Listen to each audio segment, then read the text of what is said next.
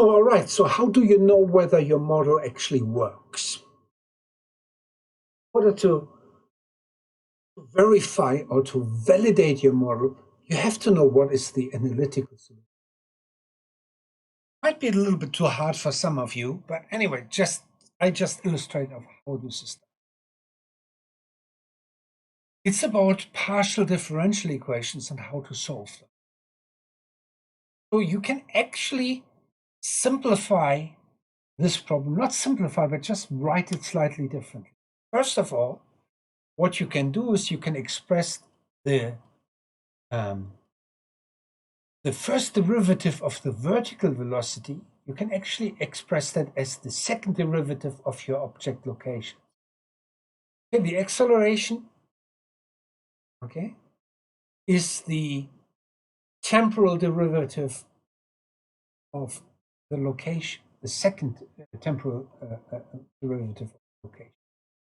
Okay, so this is how acceleration is defined. Speed is the first derivative, acceleration the second derivative.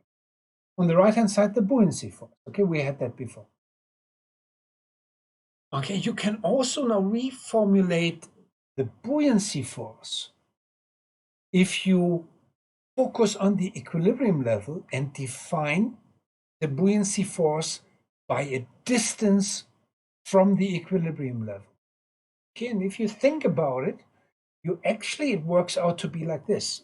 When the buoyancy force turns out to be minus n squared, this is the stability frequency, times the distance from your equilibrium level. This distance can be positive or negative, depends on which side you are of the equilibrium level. Okay, this is how you define. So now how do you solve that? So this is one equation here, where on the one side you have the second derivative, and on the other side you have the function itself with a multiplier. Okay, this one is a constant, this n squared. And there's a minus sign.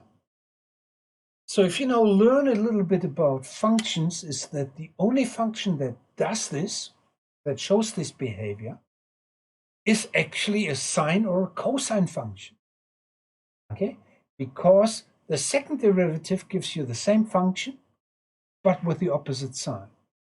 Okay, so if you have a cosine function here with a minus, it gives you the cosine function as the second derivative. Okay, so that's the general solution, just written next to me. So the solution is the location relative to the equilibrium level is given by the initial location and then times the cosine, which is a function of t. The cosine function varies between +1 and -1. T is the time and gives you this oscillation from up and down and up and down. But the period of this oscillation, the period is the time it takes between two wave crests or two maximum values is linked to the n, the stability frequency. Not n squared, but the n is the stability frequency. Okay? So the period of oscillations is given by 2 pi over n. Okay? Or the other way around, n is given by 2 pi over t. And so this all follows from this differential equation that you have. Okay? So the degree of density stratification in the ambient fluid determines the period of oscillations. If you don't know what a period is, look it up on. Okay? So this is now your quality control. You do simulations and compare the period, okay, to the theoretical period. So all right, so this is the sorry, it has taken a little bit longer, but it's quite important.